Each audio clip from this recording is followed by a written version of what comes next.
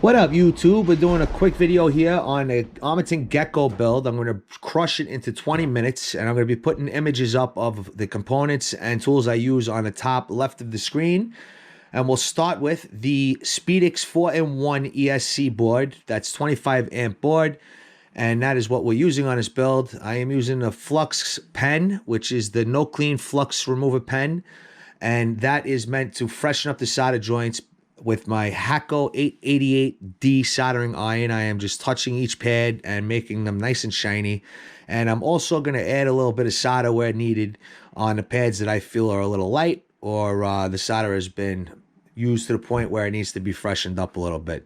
On the top right, you'll see the finished product of the quad, the Armattan Gecko, on a carousel.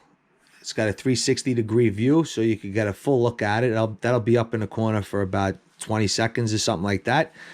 And of course, we'll show you the finished product when it's done. And we're gonna run through everything. All the hardware being used, I'll also show on the top left of the screen, so you can have an idea of what we're working with. And the first thing we're gonna start with is, you see right now, I'm putting in M3 nylon bolts and the corresponding nuts on top, and that is going to be used to mount our ESC that we just finished touching up the solder on. And we put the bolts on top at first so it separates the ESC from the frame, which is important, keeps your electronics from shorting out on the carbon fiber, which is conductive, so you do never want your ESC to touch your frame. So there you see it right there. That's what it should look like when it's done. Also, it didn't show on camera, I already soldered on the pigtails with the XT30 connector for our LiPo battery. So that was already done off camera. And what you see me doing now is, on the front standoffs, I use M2 stainless steel hardware, because M2 is a little bit smaller, and this is only going to be used for our camera board. And speaking of cameras, we are going to be using the Caddx Tarsier version 2. You see it's got the double board on it, as you see in the top left, and that will be fine for this quad. It barely fits inside the camera cage, but it does fit. But you cannot drop your angle to less than 25 degrees because the bottom bar does hit the camera lens. The motors we're using are the Brother Hobby Tornado motors that you see right there, and that is a 2800 kV motor at a 1407 size. You see I'm holding one right there in your screen. And what we're going to do as the first step is, we are going to mount each motor onto the frame using 2 of the 4 supplied screws that come with the motor.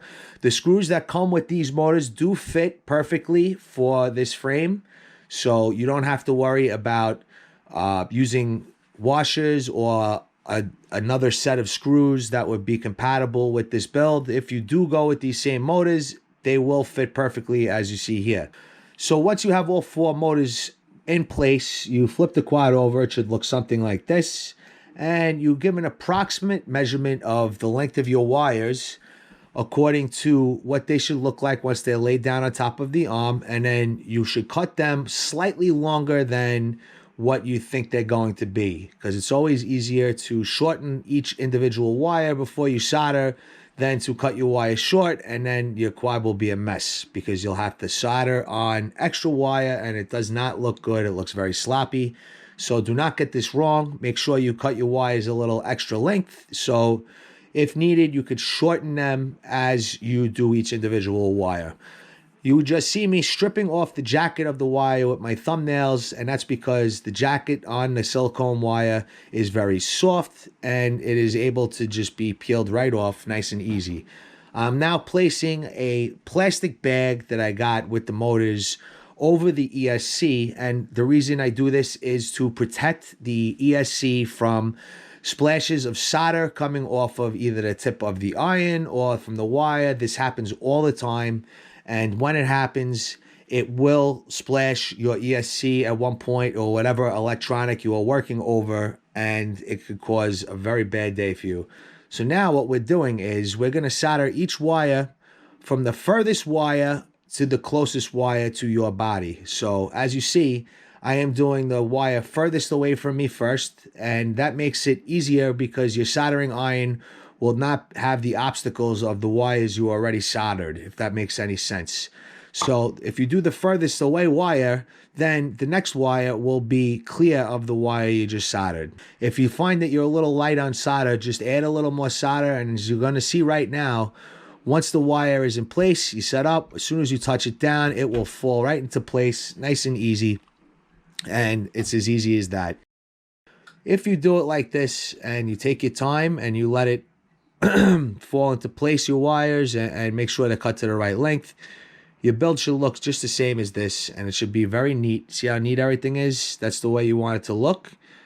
And then once everything is done, we are going to use zip ties. You're going to see it in the top left. I'm going to show you the zip ties I'm using. They are 4-inch small, all black zip ties. You can get them on Amazon. They're very cheap. I think it was like $4 for 200 of them, something like that. And they come in handy, so you should buy a bundle of them. One thing that tends to happen all the time is these zip ties break because they are very small. And as the weather gets cold, they snap very easily. So it's good to have a bunch of them.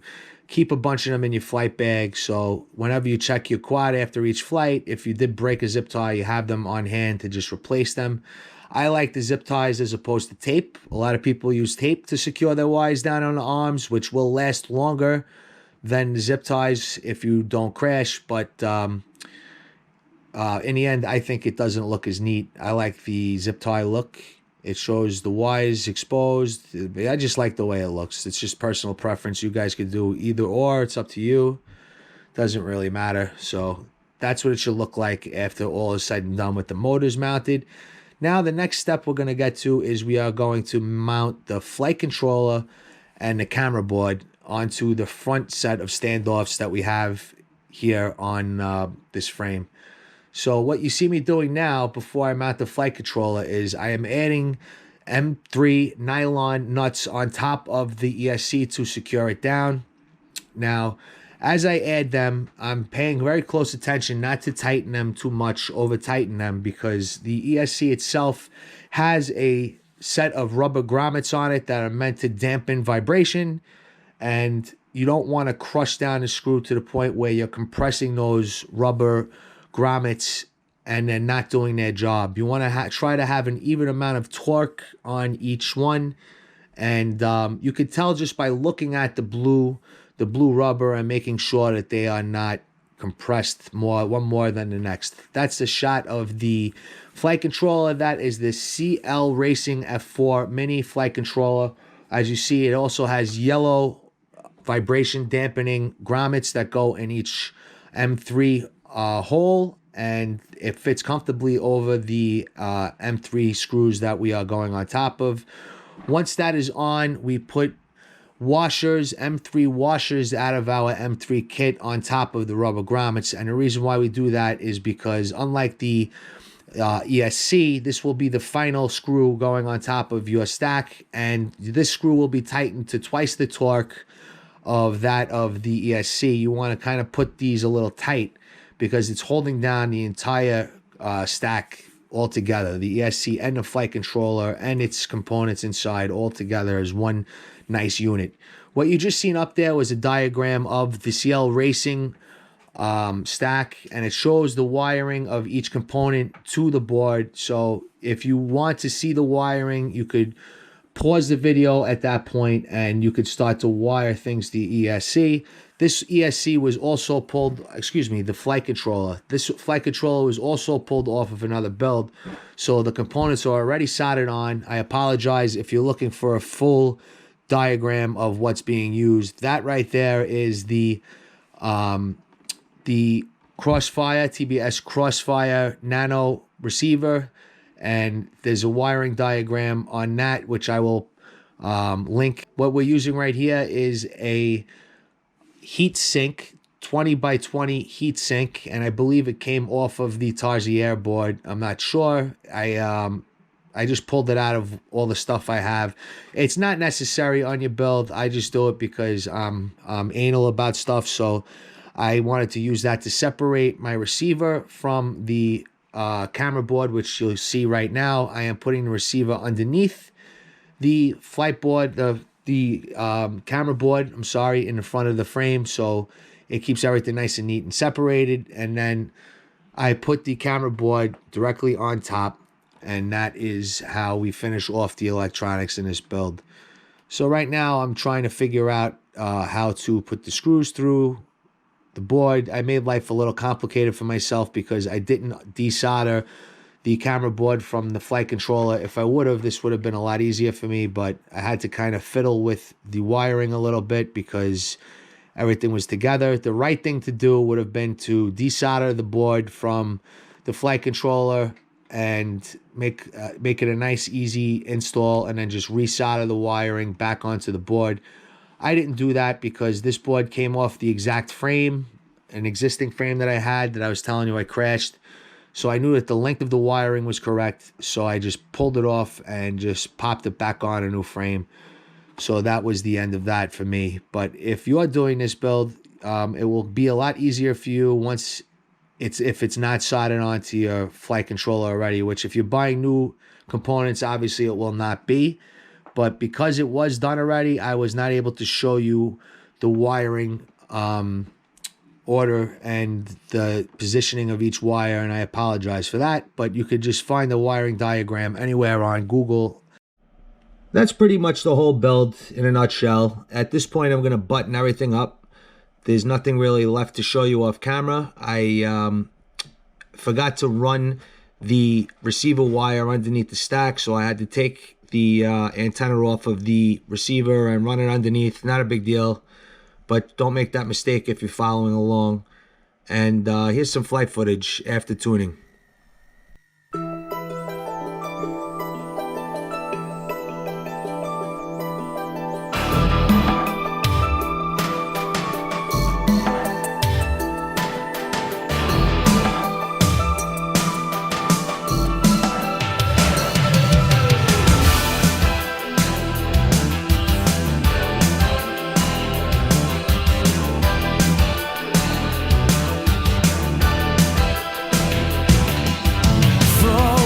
In silence, facing it alone. Gotta keep my cool, make them think I'm made of stone. It's a game of wills we're playing. Our nerves are made of steel, balanced on the edges of it.